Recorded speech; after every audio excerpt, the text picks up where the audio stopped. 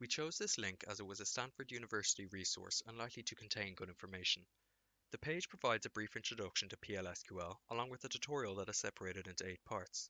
Each of these parts are linked in the table of contents so that they can quickly be referred to. It doesn't contain detailed and comprehensive instructions on using PLSQL, but we chose this page as it serves as a good reference to the basics and also provides detailed examples. It also offers links to some recommended reading and further resources related to PLSQL. The website provided by this link has been included to showcase that PLSQL has the same syntax as some programming languages such as Perl. PLSQL was invented to make accessing Oracle databases easier and more streamlined.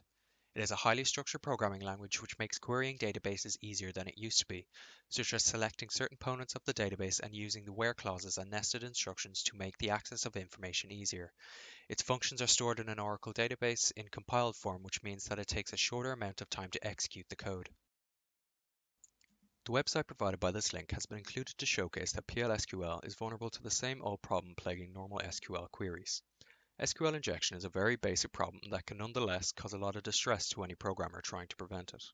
The method is not very hard to understand. If the queries posed towards the database are directly linked with provided input, a malicious user could access unintended parts of the database by abusing the syntax of SQL.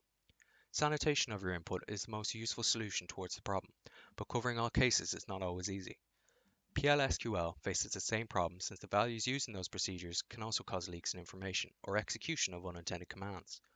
Because of that, anybody who writes PLSQL code needs to be on their guard. The provided website offers examples on how malicious queries could be executed, as well as advice on how to shield yourself from SQL injection. The website tutorials point has a section on triggers in SQL.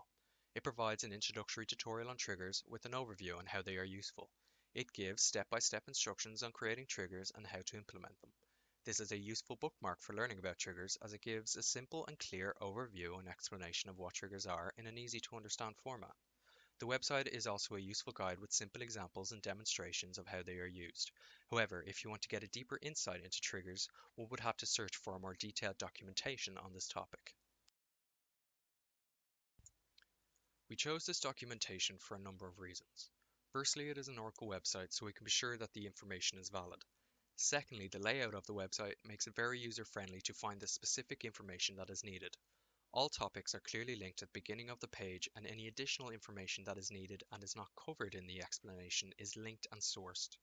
Lastly, the website offers a comprehensive explanation of what exactly are triggers and how they are used, in a short and easy to understand format. The website offers a huge amount of information and examples about triggers. Any questions you have about triggers could probably be answered by looking through this website. It offers a short but complete explanation on what exactly are triggers, what are their uses, how to design them, the privileges required to use them, how to create them, how to code and compile them, and how to debug them.